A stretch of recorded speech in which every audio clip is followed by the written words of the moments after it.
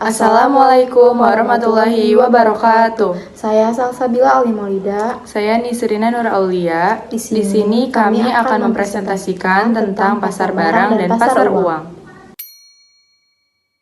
Pasar barang atau pasar komoditas merupakan proses interaksi antara permintaan dan penawaran terhadap barang dan jasa. Dalam sistem perekonomian tertutup, permintaan utama berasal dari sektor rumah tangga sebagai konsumen atau pembeli dan pemerintah selaku produsen atau penjual. Ciri-ciri pasar barang. 1. Adanya calon penjual dan pembeli dalam pasar. 2. Adanya suatu barang atau jasa yang hendak diperjualbelikan di dalam pasar.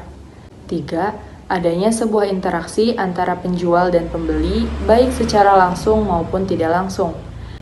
Dan yang terakhir, adanya suatu proses permintaan dan penawaran oleh kedua belah pihak.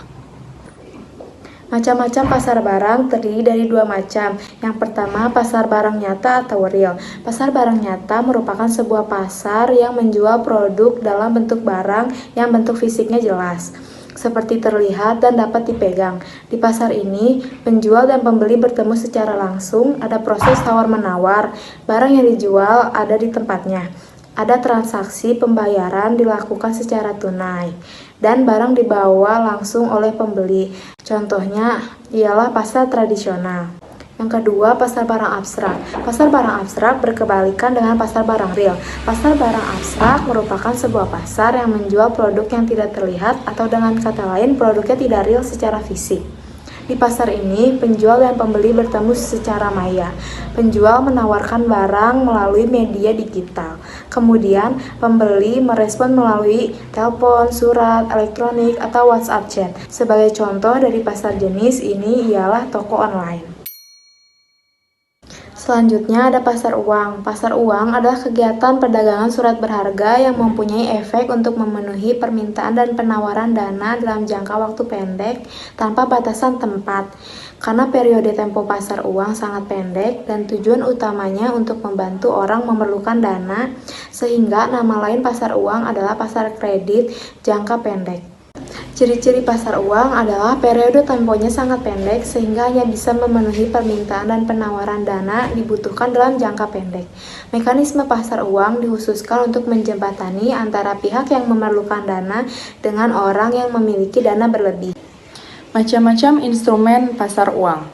Yang pertama ada sertifikat Bank Indonesia atau SBI. SBI merupakan sertifikat yang dikeluarkan oleh Bank Indonesia berupa surat utang yang memiliki jangka waktu selama 1-3 bulan menunggu sistem hasil berupa bunga dan diskonto. Yang kedua ada surat berharga pasar uang atau SBPU. Surat berharga pasar uang adalah surat berharga yang dikeluarkan oleh bank sebagai surat pelunasan utang atas persetujuan atau tanda tangan nasabah. Proses penerbitan instrumen ini melibatkan Bank Indonesia, Bank Umum, atau lembaga keuangan lainnya yang menerapkan sistem diskonto. Yang ketiga ada call money. Call money merupakan instrumen pasar uang yang berfungsi untuk mengalihkan sementara kelebihan uang jangka pendek dari bank. Jatuh tempo call money sangat singkat, hanya 7 hari saja. Dan yang keempat ada sertifikat deposito. Sertifikat deposito adalah surat berharga yang diterbitkan oleh bank dengan jumlah tertentu dan bisa dipindah tangankan. Kelima ada treasury bills. Treasury bills atau T-bills merupakan instrumen pasar uang berupa penerbitan surat utang oleh pemerintah untuk dibuka kepada masyarakat luas dalam jangka waktu pendek. Instrumen ini sering disebut dengan surat obligasi pemerintah. Yang keenam ada commercial paper. Commercial paper merupakan perdagangan inventaris atau biaya pengelolaan modal kerja dalam waktu pendek. Yang ketujuh ada banker is acceptance. Banker is acceptance merupakan instrumen pasar uang sebagai solusi atas permasalahan gagal bayar dari perdagangan luar negeri seperti ekspor atau impor. Yang terakhir ada instrumen pasar uang syariah. Instrumen pasar uang adalah surat berharga bersifat syariah.